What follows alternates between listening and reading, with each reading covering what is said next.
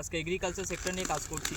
আর আমাদের এগ্রিকালচারের যে প্রোডাক্টগুলো আছে সেটা অ্যাগ্রোভেরা গ্রানুলস বা অ্যাগ্রোভেরা প্লাস, অ্যাগ্রোলাজার 82, স্মার্ট কবচ, প্রত্যেকটা প্রোডাক্টের রেজাল্ট খুবই ভালো। এবার এই যে এখন শীতের সিজন, এখন কপি চাষ বিভিন্ন জায়গায় অনেকে আগে চাষ করেছিল এবং অনেকে পরে চাষ করছে।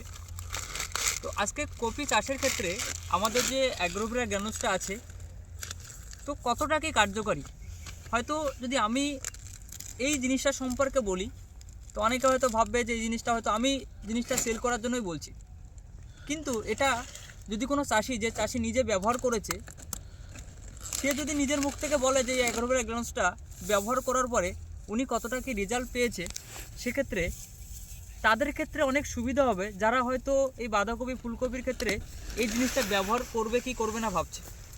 তো কাকা আগের সিজনে পটল চাষ করেছিল, পটলেও আমাদের প্রোডাক্ট ব্যবহার করেছে। আজকে কপিতে আমাদের যে এই যে দেখতে পাচ্ছি অ্যাগ্রোভেরা গ্রানুলসটা ব্যবহার করেছে। তো কাকার মুখ থেকে একটু শুনে নেবো যে কাকা এটা কতটা কি কার্যকারী হয়েছে এবং কপির যে ওজনটা বলছো ওটা একটা কপির ওজন কতটা হবে তাও? আমি তো এটা ব্যবহার করেছি, তো দেখলাম যে তুলনামূলক অন্যান্য রাসায়নিকের থেকে প্রফিটটা দেখছি বেশি।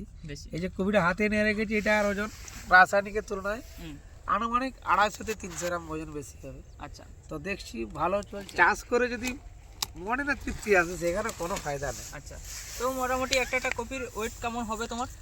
হ্যাঁ, এটা 1600 থেকে 1800 এমনকি 2200 গ্রাম পর্যন্ত হতে পারে। মানে এটা অ্যাগ্রোভেরা গ্রানুলসটা ব্যবহার করার পরে রেজাল্টটা গুণগত মানটা দেখছি ভালো আছে, ভালো, মানে ভালো দেখতে পাচ্ছি। আচ্ছা ঠিক আছে, কপিগুলো দেখবে কাকা এগুলো তুলেছে, মানে বাজারে যাবে এগুলো।